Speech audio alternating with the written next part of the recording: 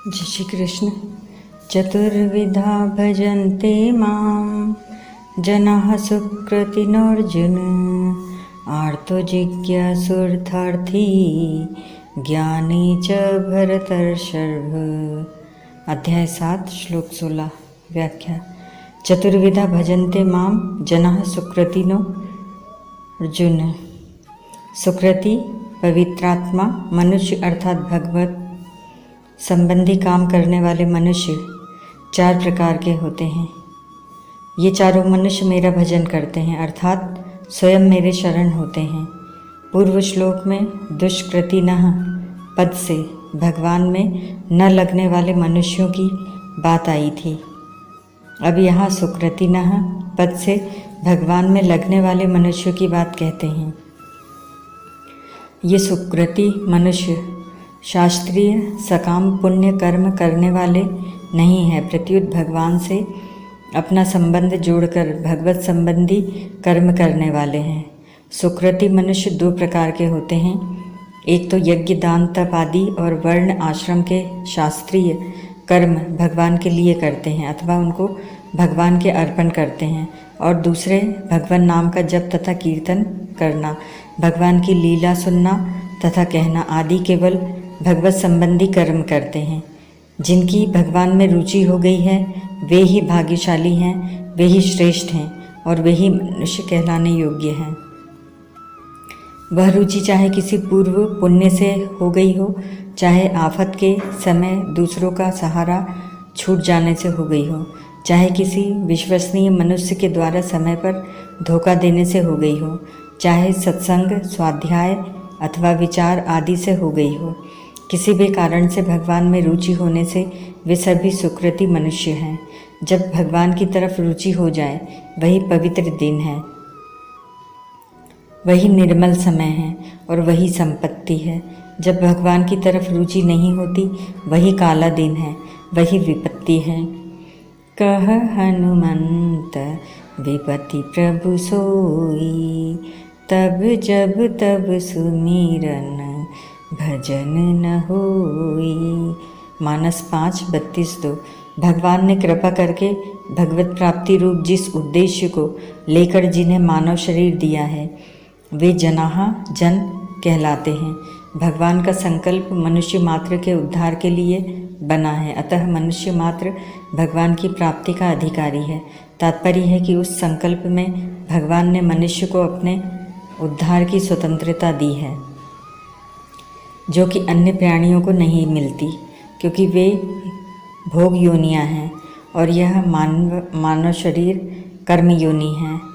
वास्तव में केवल भगवत प्राप्ति के लिए ही होने के कारण मानव शरीर को साधन योनि की ही मानना चाहिए। इसलिए इस स्वतंत्रता का दुरुपयोग करके मनुष्य शास्त्र निषिद्ध कर्मों को छोड़कर अगर भगवत प्राप्ति के लिए ही लग जाए तो उसको भगवत कृपा से अनायास ही भगवत प्राप्ति हो सकती है।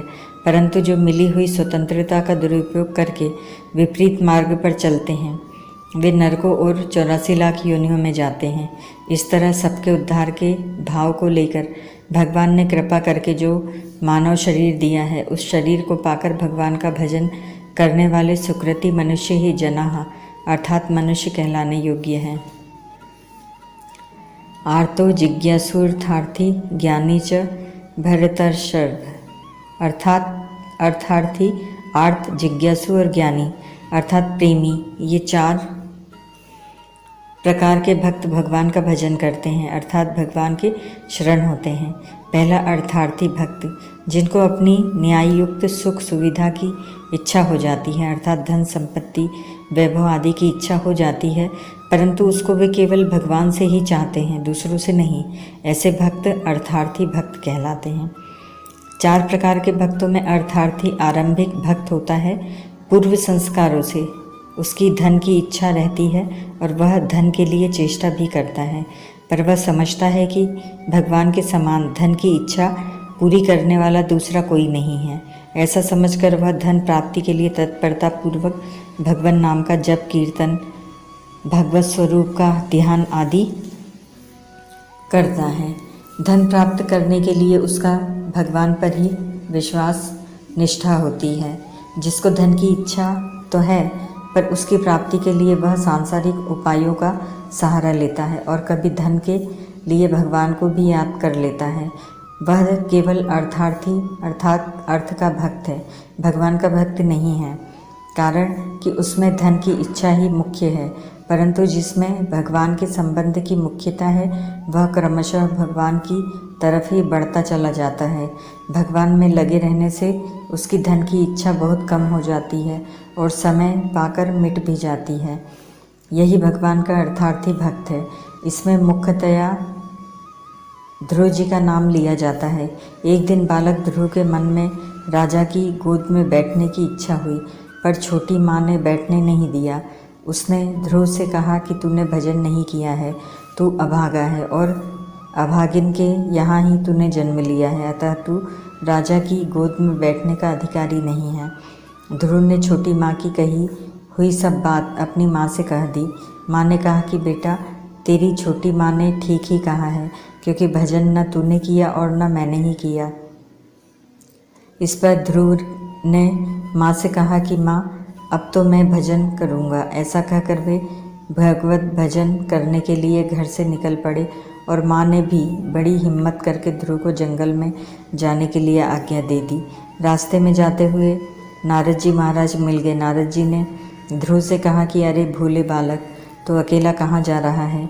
यूँ भगवान जल्दी थोड़े ही मिलते हैं। तू जंगल में कहाँ रहेगा?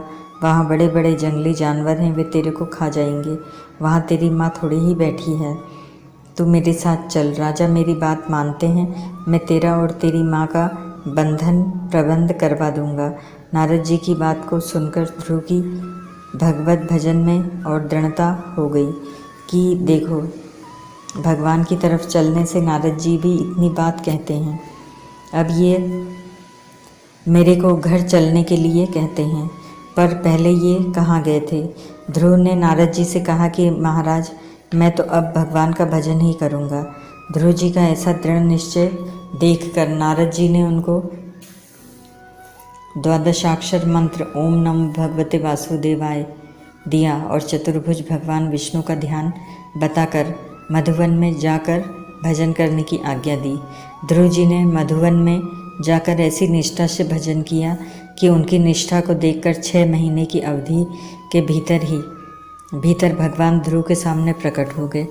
भगवान ने ध्रुव जी को राजगद्दी का वरदान दिया, पर इस वरदान से ध्रुव जी विशेष राजी नहीं हुए। भजन से अंतःकरण शुद्ध होने के कारण उनको धन राज्य के लिए भगवान की तरफ चलने में बड़ी लज्जा हुई कि मैंने बड़ी गलती की। तात्पर्य यह हुआ कि ध्रुव जी को तो पहले राजा की गोद में बैठने की इच्छा हुई, पर उन्होंने उस इच्छा की पूर्ति का मुख्य उपाय भगवान का भजन ही माना। भजन करने से उनको राज्य मिल गया और इच्छा मिट गई। इस तरह अर्थार्थी भक्त केवल भगवान की तरफ ही लगता है। आजकल जो धन प्राप्ति के लिए झूठ कपट बेईमानी आदि करते हैं, वे भी धन के लिए समय समय पर भगवान को पुकारते हैं। वे अर्थार्थी तो हैं, पर भगवान के भक्त नहीं हैं। वे तो झूठ कपट बेईमानी आदि के भक्त हैं, क्योंकि उनका पाप के बिना, झूठ कपट के बिना काम नहीं चलता। इस तरह झूठ कपट आदि पर जितना विश्वास है, उतना विश्वास भगवान पर नहीं है।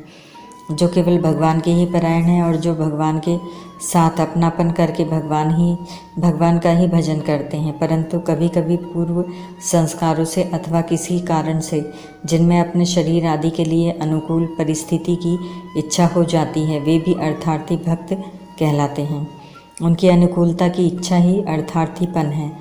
दूसरा आर्त भक्त, प्राण संकट आने पर, आफत आने पर, मन के प्रतिकूल घटना घटने पर जो दुखी होकर अपना दुख दूर करने के लिए भगवान को पुकारते हैं और दुख को दूर करना केवल भगवान से ही जानते हैं, दूसरे किसी उपाय को काम में नहीं लेते, वे आर्त भक्त कहलाते हैं। आर्त भक्तों में उत्तरा का दृष्टांत लेना ठीक बैठता है। आर्त भक्तों में द्रौपदी और गजेंद्र का दृष्टांत ठीक नहीं बैठता, क्योंकि उन्होंने अपनी रक्षा के लिए अन्य उपायों का भी सहारा लिया था, केवल भगवान का ही नहीं। जब तक अपना दुख दूर करने के लिए अन्य उपायों का सहारा रहता है, अन्य उपायों की तरफ वृत्ति रहती है, तब तक वे अनन्य भक्त नहीं हैं और तभी तक उन पर कष्ट आता है। जब यह अन्य की तरफ से वृत्ति मिट जाती है तब वे भक्त कहलाते हैं और उन पर कष्ट नहीं आता। जैसे चीरहरण के समय जब तक द्रौपदी की दूसरों की तरफ कारण कि जब उस पर आफत आई तब उसने भगवान के सिवाय अन्य किसी उपाय का सहारा नहीं लिया। अन्य उपायों की तरफ उसकी दृष्टि ही नहीं गई, उसने केवल भगवान का ही सहारा लिया। दृष्टि थी, दूसरों का भरोसा था, अपने बाल का सहारा था। जब तक वह कष्ट पाती रही, परंतु जब दूसरों की तरफ से तो क्या अपने हाथ से भी साड़ी को नहीं पकड़ा, अर्थात अपने बल का भी सहारा नहीं लिया, तब उसका अनन्य भाव हो गया और उसको दुख नहीं पाना पड़ा। ऐसे ही गजेंद्र ने जब तक हाथियों और हथिनियों का सहारा लिया, उसने अपने बल का सहारा लिया, तब तक वह वर्षों तक दुख पाता रहा। जब सब सहारा छूट गया, केवल भगवान का ही सहारा रहा, तब उसको दुख नहीं पाना पड़ा। तात्पर्य यह हुआ कि सकाम भाव रहने पर भी आर्त भक्त उसकी पूर्ति केवल भगवान से ही चाहते हैं। जो भगवान के साथ अपनापन करके भगवान के परायण हैं और अनुकूलता की वैसी इच्छा नहीं करते, पर प्रतिकूल परिस्थिति आने पर इच्छा हो जाती है कि भगवान ने ऐसा क्यों किया, यह प्रतिकूलता मिट जाए तो बहुत अच्छा है। इस प्रकार प्रतिकूलता मिटाने का भाव पैदा होने से वे भी आर्त भक्त कहलाते हैं। तीसरा, जिज्ञासु भक्त, जिसमें अपने स्वरूप को, भगवत तत्व को जानने की जोरदार इच्छा जागृत हो जाती है कि वास्तव में मेरा स्वरूप क्या है, भगवत तत्व क्या है। इस प्रकार तत्व को जानने के लिए शास्त्र, गुरु अथवा पुरुषार्थ, श्रवण, मनन, निधिध्यासन आदि उपायों का भी आश्रय न रखते हुए केवल भगवान के आश्रित होकर उस तत्व को केवल भगवान से ही जो जानना चाहते हैं, वे जिज्ञासु भक्त कहलाते हैं। जिज्ञासु भक्त वही होता है जिसका जिज्ञास्य केवल भगवत तत्व और उपाय केवल भगवत भक्ति ही होती है, अर्थात उपेय और उपाय में अनन्यता होती है। जिज्ञासु भक्तों में उद्धव जी का नाम लिया जाता है। भगवान ने उद्धव जी को दिव्य ज्ञान का उपदेश दिया था, जो उद्धव गीता श्रीमद् भागवत 11:7-30 के नाम से प्रसिद्ध है। जो भगवान में अपनापन करके भगवान के भजन में ही तल्लीन रहते हैं, परंतु कभी कभी संग से, संस्कारों से मन में यह भाव पैदा हो जाता है कि वास्तव में मेरा स्वरूप क्या है, भगवत तत्व क्या है, वे भी जिज्ञासु कहलाते हैं। चौथा, ज्ञानी प्रेमी भक्त, अर्थार्थी, आर्त और जिज्ञासु, तीनों भक्तों से ज्ञानी भक्त की विलक्षणता बताने के लिए यहाँ च अव्यय आया है। ज्ञानी भक्त को अनुकूल से अनुकूल और प्रतिकूल से प्रतिकूल परिस्थिति, घटना, व्यक्ति, वस्तु आदि सब भगवत स्वरूप ही दिखते हैं, अर्थात उसको अनुकूल प्रतिकूल परिस्थिति केवल भगवत लीला ही दिखती है। जैसे भगवान में अपने लिए अनुकूलता प्राप्त करने, प्रतिकूलता हटाने, बोध प्राप्त करने आदि किसी तरह की कभी किंचन मात्र भी इच्छा होती ही नहीं। वे तो केवल भक्तों के प्रेम में ही मस्त रहते हैं। ऐसे ही ज्ञानी प्रेमी भक्तों में किंचन मात्र भी कोई इच्छा नहीं होती, वे केवल भगवान के प्रेम में ही मस्त रहते हैं। ज्ञानी अर्थात प्रेमी भक्तों में गोपिकाओं का नाम प्रसिद्ध है। देवर्षि नारद जी ने भी यथा व्रज गोपिका नाम भक्ति सूत्र 21 कहकर गोपियों को प्रेमी भक्तों का आदर्श माना है, कारण कि गोपियों में अपने सुख का सर्वथा त्याग था। प्रियतम भगवान का सुख ही उनका सुख था। यहाँ एक बात समझने की है कि धन की इच्छा, दुख दूर करने की इच्छा और जिज्ञासा पूर्ति की इच्छा को लेकर जो भगवान की तरफ लगते हैं, उनमें तो भगवान का प्रेम जागृत हो जाता है और वे भक्त कहलाते हैं। परंतु जिनकी यह भावना रहती है कि अन्य उपायों से धन मिल सकता है, दुख दूर हो सकता है, जिज्ञासा पूर्ति हो सकती है, उनका भगवान के साथ संबंध न होने से उनमें प्रेम जागृत नहीं होता और उनकी भक्त संज्ञा नहीं होती। संतों की वाणी में आता है कि प्रेम तो केवल भगवान ही करते हैं, भक्त केवल भगवान में अपनापन करता है, कारण कि प्रेम वही करता है जिसे कभी किसी से कुछ भी लेना नहीं है। भगवान ने जीव मात्र के प्रति अपने आप को सर्वथा अर्पित कर रखा है और जीव से कभी कुछ भी प्राप्त करने की इच्छा की कोई संभावना ही नहीं रखी है। इसलिए भगवान ही वास्तव में प्रेम करते हैं। जीव को भगवान की आवश्यकता है, इसलिए जीव भगवान से अपनापन ही करता है। जब अपने आप को सर्वथा भगवान के अर्पित करने पर भक्त में कभी कुछ भी पाने की कोई अभिलाषा नहीं रहती, तब वह ज्ञानी अर्थात प्रेमी भक्त कहा जाता है।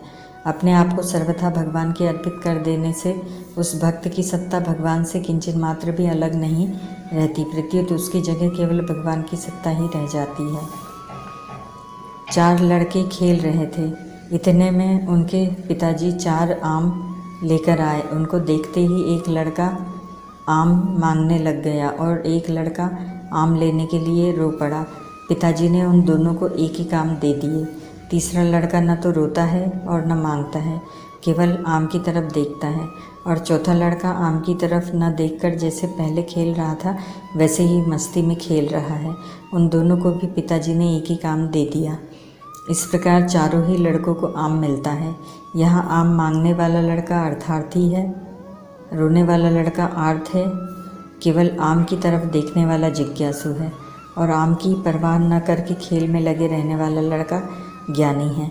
ऐसे ही अर्थार्थी भक्त भगवान से अनुकूलता मांगता है, आर्त भक्त भगवान से प्रतिकूलता दूर कराना चाहता है, जिज्ञासु भक्त भगवान को जानना चाहता है और ज्ञानी अर्थात प्रेमी भक्त भगवान से कुछ भी नहीं चाहता।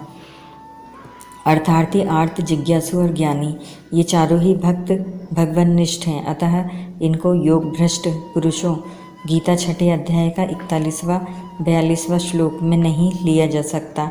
ऐसे ही अर्थार्थी और आर्त ये दोनों सकाम पुरुषों से अलग हैं, क्योंकि इन दोनों भक्तों में भगवान का आश्रय मुख्य है। सकाम पुरुष कामना पूर्ति में ही लगे रहने के कारण हत ज्ञानः हैं, गीता 7:20, इसीलिए उनको आसुरी संपत्ति वाले पुरुषों में लिया गया है। यद्यपि अर्थार्थी आदि भक्तों में जो कुछ न्यूनाधिकता है वह कामना के कारण ही है, परंतु कामना होते हुए भी वे हतज्ञानः नहीं है। उनको तो भगवान ने सुकृतिनः और उदाराः 7:18 कहा है। जो भगवान के शरण होते हैं उनको सकाम भाव भी हो सकता है, परंतु उनमें मुख्यतया भगवन्निष्ठ होने की ही होती है। इसीलिए उनकी भगवान के साथ जितनी जितनी घनिष्ठता होती जाती है उतना उतना ही उनमें सकाम भाव मिटता जाता है, विलक्षणता आती जाती है। इसीलिए उनको भगवान ने उदाराः कहा है और ज्ञानी भक्त को अपना स्वरूप बताया है। ज्ञानी त्वात्मेव में मतम 7:18। दूसरा, भगवान के साथ अपनापन मानने के समान दूसरा कोई साधन नहीं है, कोई योग्यता नहीं है, कोई बल नहीं है और कोई अधिकारिता नहीं है। भगवान का प्राणी मात्र पर अपनापन सदा से है और सदा ही रहेगा। उस अपनेपन को केवल प्राणी ही भुला है और उसने भूल से संसार के साथ अपनापन मान लिया है। अतः इस भूल से किए हुए अपनेपन को हटाना है और प्रभु के साथ जो स्वतः सिद्ध अपनापन है उसको मानना है। प्रभु को अपना मानने में मन, बुद्धि आदि किसी की सहायता नहीं लेनी पड़ती, जबकि दूसरे साधनों में मन, बुद्धि आदि की सहायता लेनी पड़ती है। भगवान के साथ अपनापन होने पर अर्थात मैं केवल भगवान का ही हूँ और केवल भगवान ही मेरे हैं, ऐसा दृढ़ता से मान लेने पर साधक भक्त को अपने कहलाने वाले अंतःकरण में भावों की, गुणों की कमी भी दिख सकती है, पर भगवान के साथ अपनापन होने से वह टिकेगी नहीं। दूसरी बात, साधक भक्त में कुछ गुणों की कमी रहने पर भी भगवान की दृष्टि केवल अपनेपन पर ही जाती है, गुणों की कमी पर नहीं, कारण कि भगवान के साथ हमारा जो अपनापन है वह वास्तविक है। भगवान का अपनापन तो दुष्ट से दुष्ट मनुष्य पर भी वैसा ही है। इसलिए 16वें अध्याय में आसुरी प्रकृति वालों का वर्णन करते हुए भगवान कहते हैं कि क्रूर द्वेष करने वाले नराधम पुरुष दुष्टों को मैं असुरी योनियों में गिराता हूँ। इस प्रकार भगवान उनको असुरी योनियों में गिराकर शुद्ध करते हैं। जैसे माता अपने बच्चे को स्नान कराती है तो उसकी सम्मति नहीं लेती, ऐसे ही उनको शुद्ध करने के लिए भगवान उनकी सम्मति नहीं लेते, क्योंकि भगवान का उन पर अपनापन है। भगवान के साथ अपनापन का संबंध पहले से ही है, फिर भी कोई कामना उत्पन्न हो जाती है तो तो भक्त का भगवान के साथ अपनेपन का संबंध मुख्य होता है और कामना गौण होती है। इस दृष्टि से भक्त पहली श्रेणी के है। भगवान का संबंध तो पहले से ही है, पर समय समय पर कामना उत्पन्न हो जाती है जिसकी पूर्ति दूसरों से चाहते हैं। जब दूसरों से कामना की पूर्ति नहीं होती तब अंत में भगवान से चाहते हैं। इस तरह अनन्यता की कमी होने के कारण ये भक्त दूसरी श्रेणी के हैं। जहाँ केवल कामना पूर्ति के लिए ही भगवान के साथ अपनेपन का संबंध किया जाए, वहाँ कामना मुख्य होती है और भगवान का संबंध गौण होता है। इस दृष्टि से ये भक्त तीसरी श्रेणी के हैं। मार्मिक बात, कामना दो तरह की होती है, परमार्थिक और लौकिक। परमार्थिक कामना दो तरह की होती है, मुक्ति कल्याण की और भक्ति भगवत प्रेम की। जो मुक्ति की कामना है उसमें तत्व को जानने की इच्छा होती है, जिसे जिज्ञासा कहते हैं। यह जिज्ञासा जिसमें होती है वह जिज्ञासु होता है। गहरा विचार किया जाए तो जिज्ञासा कामना नहीं है, क्योंकि वह अपने स्वरूप को अर्थात तत्व को जानना चाहता है। जो वास्तव में उसकी आवश्यकता है, आवश्यकता उसको कहते हैं जो जरूर पूरी होती है और पूरी होने पर फिर दूसरी आवश्यकता पैदा नहीं होती। यह आवश्यकता सत विषय की होती है। दूसरी कामना प्रभु प्रेम प्राप्ति की होती है। उसको प्राप्ति तो कहते हैं, पर वास्तव में वह प्राप्ति अपने लिए नहीं होती, प्रभु के लिए ही होती है। उसमें अपना किंचन मात्र भी प्रयोजन नहीं रहता, प्रभु के समर्पित होने का ही प्रयोजन रहता है। प्रेमी तो अपने आप को प्रभु के समर्पित कर देता है, जो कि उसका अंश है। उपर्युक्त तो दोनों ही परमार्थिक कामनाएं वास्तव में कामना नहीं है। दूसरा लौकिक कामना भी दो तरह की होती है, सुख प्राप्त करने की और दुख दूर करने की। शरीर को आराम मिले, जीते जी मेरा आदर सत्कार होता रहे और मरने के बाद मेरा नाम अमर हो जाए, मेरा स्मारक बन जाए, कोई ग्रंथ बना दें जिसको लोग देखते रहें, पढ़ते रहें और यह जान जाएं कि ऐसा कोई विलक्षण पुरुष हुआ है। मरने के बाद स्वर्ग आदि में भोगते रहे आदि लौकिक सुख प्राप्ति की कामनाएं होती हैं। ऐसी कामनाओं से तो वासना ही बढ़ती है, जिससे बंधन और पतन ही होता है, उद्धार नहीं होता। यह कामना आसुरी संपत्ति है, इसलिए यह त्याज्य है। दूसरी कामना दुख दूर करने की है। दुख तीन प्रकार के हैं, अधिदैविक, अधिभौतिक और आध्यात्मिक। अतिवृष्टि, अनावृष्टि, सर्दी, गर्मी, वायु आदि से जो दुख होता है उसको अधिदैविक कहते हैं। यह दुख देवताओं के अधिकार में से होता है। सिंह, सांप, चोर आदि प्राणियों से जो दुख होता है उसको अधिभौतिक कहते हैं। शरीर और अंतःकरण को लेकर जो दुख होता है वह आध्यात्मिक होता है। आध्यात्मिक दुख के दो प्रकार हैं, आधि और व्याधि। मन की चिंता आधि है और शरीर का रोग व्याधि है। आधि भी दो तरह की होती है, पागलपन और चिंता, शोक, भय, उद्वेग आदि। पागलपन तो प्रारब्ध से होता है और चिंता, शोक आदि अज्ञान से होते हैं। ज्ञान होने पर चिंता, शोक आदि तो मिट जाते हैं, पर पागलपन प्रारब्ध वशात हो सकता है। इन दुखों को दूर करने की और सुख प्राप्त करने की जो कामना होती है वह सर्वथा निरर्थक है, क्योंकि उस कामना की पूर्ति नहीं होती। पूर्ति हो भी जाती है तो दूसरी नई कामना पैदा हो जाती है और अंत में अपूर्ति ही बाकी रहती है। इसलिए इन दोनों कामनाओं की पूर्ति किसी भी मनुष्य की कभी भी नहीं हुई, न होती है और न भविष्य में ही पूरी होने वाली है। परिशिष्ट भाव 14वें श्लोक में भगवान ने कहा था कि मेरी शरण लेने वाले भक्त गुणमयी माया को तर जाते हैं। वे शरण लेने वाले भक्त कौन हैं, इसको अब इस श्लोक से बताते हैं। पूर्व श्लोक में दुष्कृति मनुष्यों की और इस श्लोक में सुकृति मनुष्यों की बात आई है, जो हमारे से अलग हैं और उस संसार को अपना मानना सबसे बड़ा दुष्कृत अर्थात पाप है, और जो हमारे से अभिन्न हैं उन भगवान को अपना मानना सबसे बड़ा सुकृत अर्थात पुण्य है। अतः जो संसार को अपना मानते हैं वे दुष्कृति हैं और जो भगवान को अपना मानते हैं वे सुकृति हैं। भोगी मनुष्य भगवान में नहीं लगता, इसलिए अर्थार्थी तो भगवान का भक्त हो सकता है, पर भोगार्थी भगवान का भक्त नहीं हो सकता। कारण कि भोगार्थी में संसार की लिप्तता अधिक होती है और अर्थार्थी में लिप्तता कम होती है तथा भगवान की मुख्यता होती है। कुछ अंश में भगवान के सिवाय अन्य सत्ता की मान्यता होने के कारण ही भक्त अर्थार्थी, आर्त अथवा जिज्ञासु होता है। अगर अन्य सत्ता की मान्यता सर्वथा न हो तो वह ज्ञानी प्रेमी हो जाता है। तात्पर्य है कि भगवान के सिवाय दूसरी सत्ता मानने से ही ये चार भेद होते हैं। वास्तव में एक भगवान की सत्ता के सिवाय दूसरी सत्ता संभव ही नहीं है।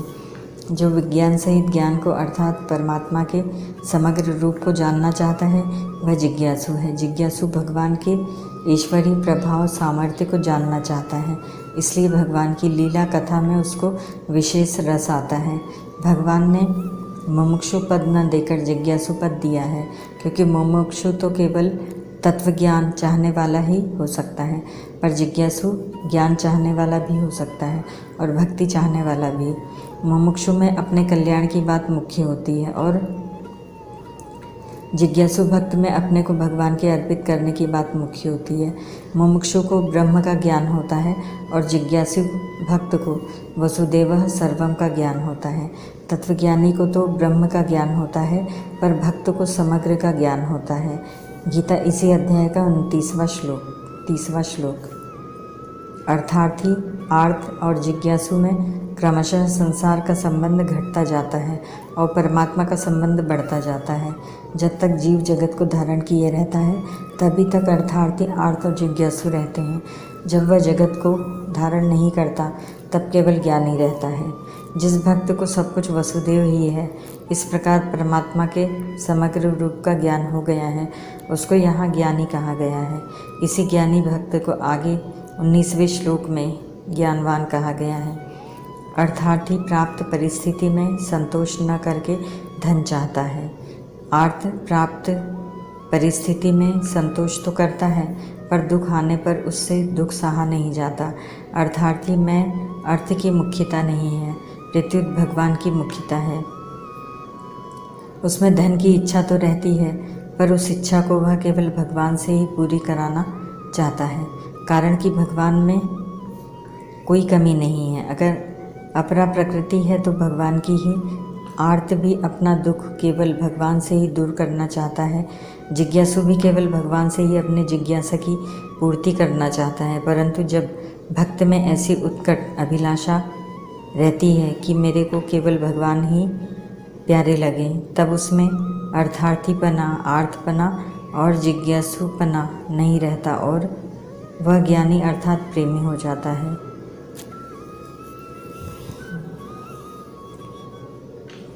कामना वह होती है जो कभी पूरी नहीं होती। एक कामना पूरी होने पर फिर दूसरी कामना पैदा हो जाती है। जैसे धन की कामना हुई, जितना धन चाहता है उतना धन मिल जाए तो फिर और अधिक धन की कामना होती है। धन की तरह ही मान बढ़ाई जीने की, भोग की, निरोगता की, यश कीर्ति की, स्त्री पुत्र की आदि आदि उत्पत्ति विनाशशील वस्तुओं की कामना होती है। ये धनादि वस्तुएं अपनी नहीं हैं, क्योंकि इनमें से कोई भी वस्तु स्वयं तक पहुंचती ही नहीं। इनकी कामना पूर्ति केवल शरीर और नाम तक ही पहुंचती है। कामना असत्य विषय की होती है।